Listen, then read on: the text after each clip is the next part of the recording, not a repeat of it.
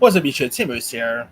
Now, here is my throwback summary where I talk about the films that turns 10, 20, 30, and 40 this week. Alright, the films celebrating their 10th anniversary, we got The Edge of Tomorrow. Now, the, let me just say, the marketing for this is one of the worst marketing movies. It's a good film, don't get me wrong, but the marketing is one of the worst marketings in movie history. You know, like for one, the trailer didn't really do anything like that. That was a weird trailer. And the title felt like a little bit of a late night soap opera Edge of Tomorrow. Like then they of course changed it to like this is not the end or you need to kill. I mean it was like it was such a weird marketing gimmick. But if you guys don't know much about the Edge of Tomorrow, it is based on the Japanese novel All You Need Is Kill, which should have been the title. The film takes place in a future where the most of Europe is occupied by an alien race. Major William Cage, played by Tom Cruise, is public relations officer with limited combat experience, and is forced to his superiors to join a leading operation against the aliens, only to find himself experiencing a time loop as he finds a way to defeat the invaders. So pretty much this is like in the vein of let's say Groundhog Day and it's really good. You know, of course, you had the late great Bill Paxton, Brendan Gleeson, Emily Blunt, Doug Lyman, who of course recently gave us that Roadhouse remake. He did a good job with this. The action was great. The marketing was just not anything to go by. I mean, it was terrible marketing. But other than that, the film was itself was still good. So if you guys never seen The Edge of Tomorrow, highly recommend it. Where is the sequel? Beyond me. All right. Also turning 10, we got The Fault in Our Stars, which is based on a book by John Green, who also wrote other books that got adapted, like Paper Towns. Of course, the recent one on Max, Turtles All the Way Down. Now, this stars Shailene Woodley, who became very popular thanks at the time thanks to The Descendants, uh, Divergent, and this also stars Ansel Elgort, who right now is not as popular as he was back then. Laura Dern, William Dafoe, Nat Wolff, who will also star in Paper Towns. The story centers on a 16-year-old cancer patient played by Willie, who is forced by her parents to attend a support group, where she meets and falls in love with another cancer patient played by Elgort. This is a really nice little heartfelt film.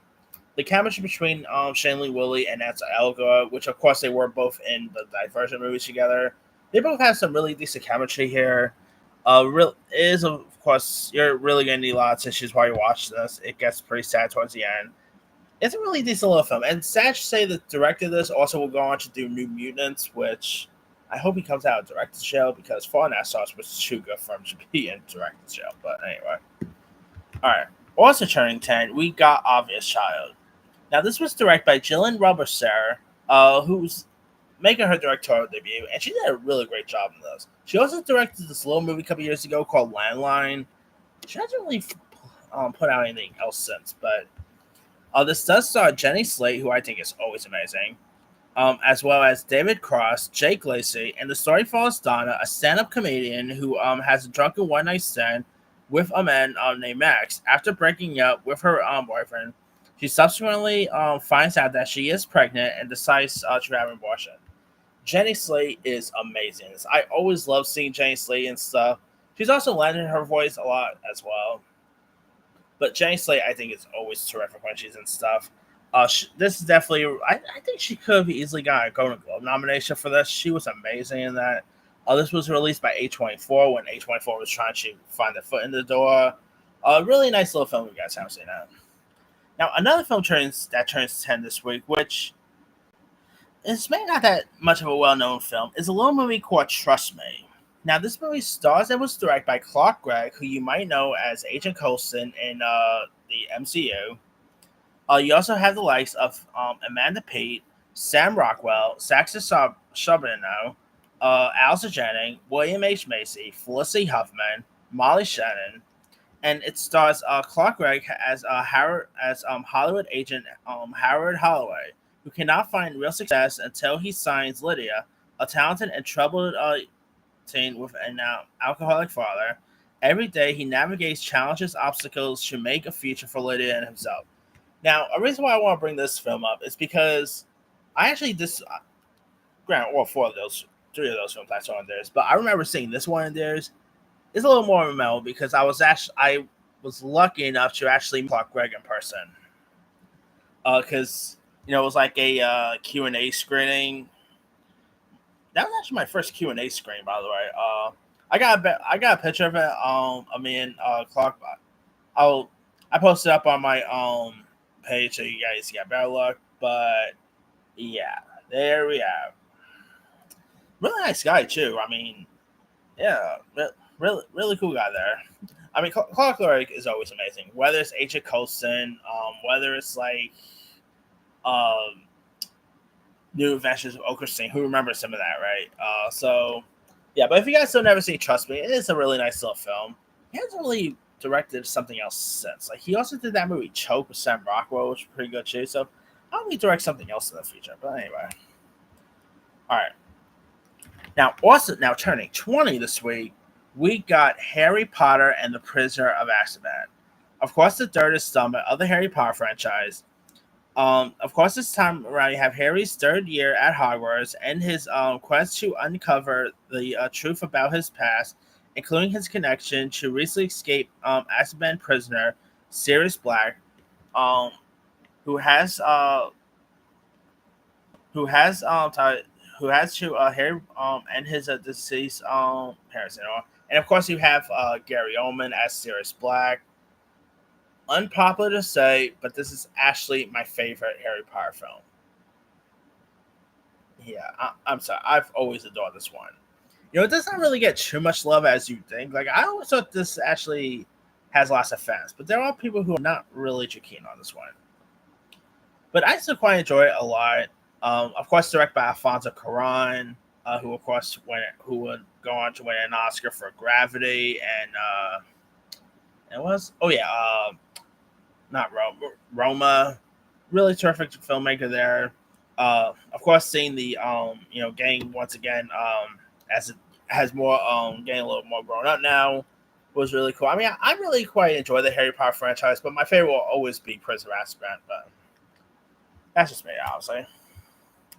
All right, also turning 20, we got Starship Troopers, the terrible follow-up to 1990s film. Of course, you had Kelly Carlson, Brenda Strong, Ed Quinn. This time around, you have a squad of troopers who are stranded on a planet infested by giant bugs and head for abandoned output here. The first Starship Troopers is a nice classic. The sequel, on the other hand, is horrible. They did other sequels, but yeah, I believe there's only one home video, though, if I'm not mistaken. So that's that. But it's still a terrible one. All right.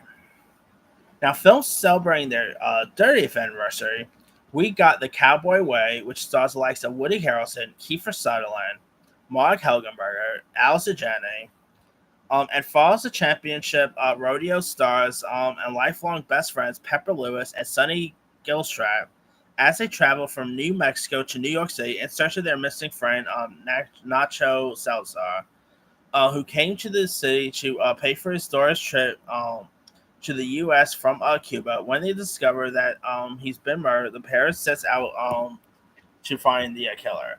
And the chemistry between this is not really too memorable, but I remember watching this on TV like years ago. But Woody Harrelson and Keith Sutherland are obviously really great. A really decent crime thriller. So if you guys haven't seen it, here we go. All right, we also got The Endless Summer 2, which is a not so great follow up to 1966's film of the same name. This time around, you got surfers Pat O'Connell and Robert Weaver, who retrace the steps of Mike Hudson and Robert August. It shows the growth and evolution of the surfing scene since the first film. I mean, this is like talk about a long way sequel. This was a long way sequel. I mean, the original came out in 1966.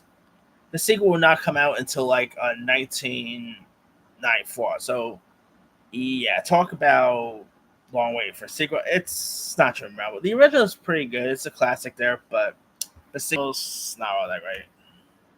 All right, We also got Renaissance Man, which stars and which was directed by Penny Marshall, who of course gave us movies like Big, League of Their Own, obviously Laverne and Shirley, she's best known for. This also stars the likes of Danny DeVito, Cliff Robertson, Stacey Dash, Richard T. Jones, a very young Mark Wahlberg.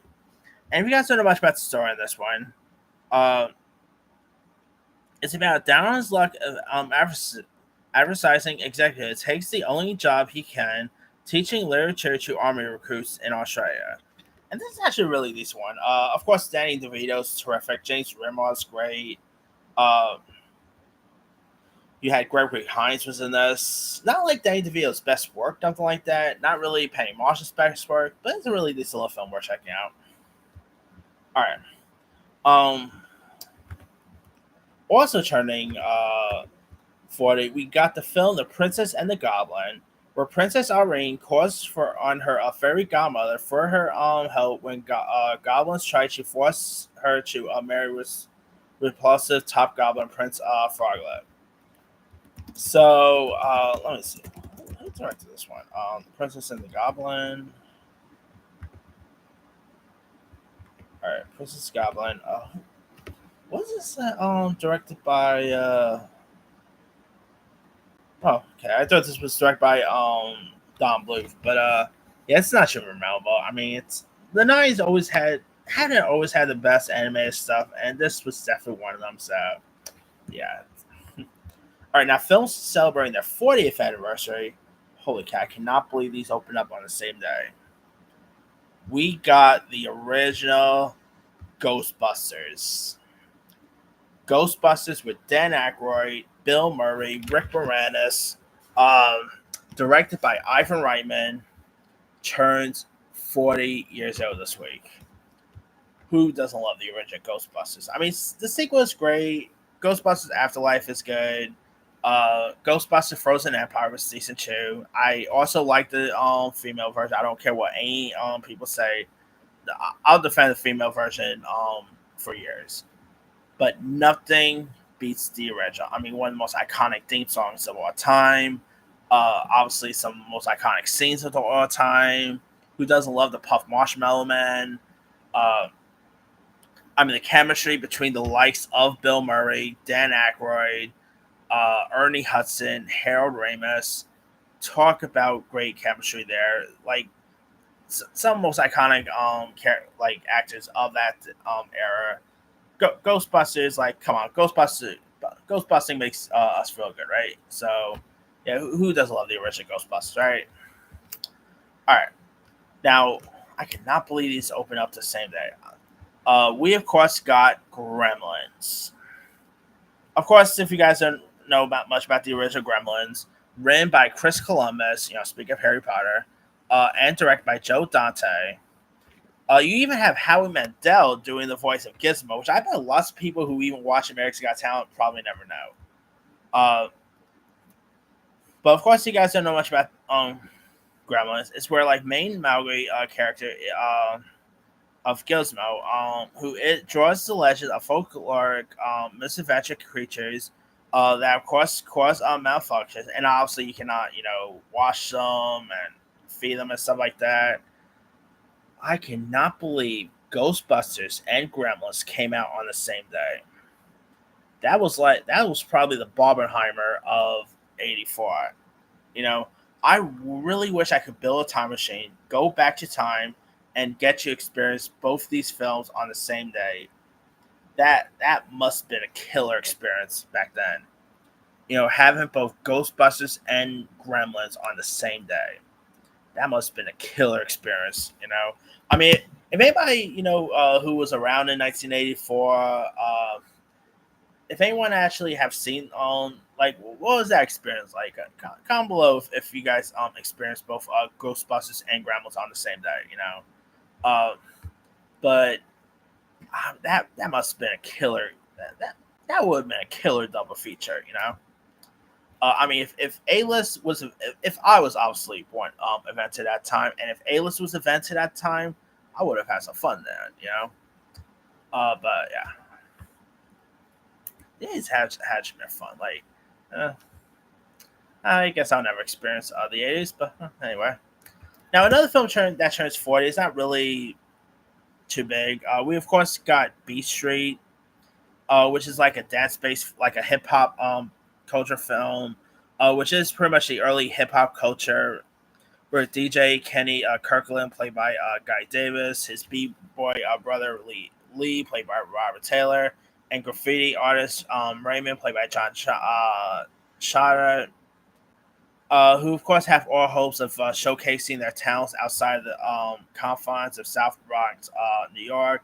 And when like Tracy Carlson, played by Ray Don Chong, a composer and choreographer, runs into Kirkland and Lee at one of Manhattan's hottest nightclubs, she offers Lee an opportunity to perform on TV here. It's a really decent one. Of course, this was like early years of hip hop and everything. Ray Don Chong, of course, from Commando fame, was also in this. Some really killer '80s hip hop music. I mean, if you guys haven't seen it, give it a go. But hey, nothing beats Gremlins and Ghostbusters, I guess. Let me ask you guys: which of these films stand out to you the most? To me, the 10-year one will actually as much as I like Fault in the Stars, I'll probably say Edge of Tomorrow. 20-year one, obviously Harry Potter and the Prisoner of Azkaban. 30-year one will be Renaissance Man, and the 40-year one will be sorry Gremlins, but Ghostbusters. Anyway, drop comments below. Don't forget to like, subscribe, hit that bell for notification. This is Henry signing.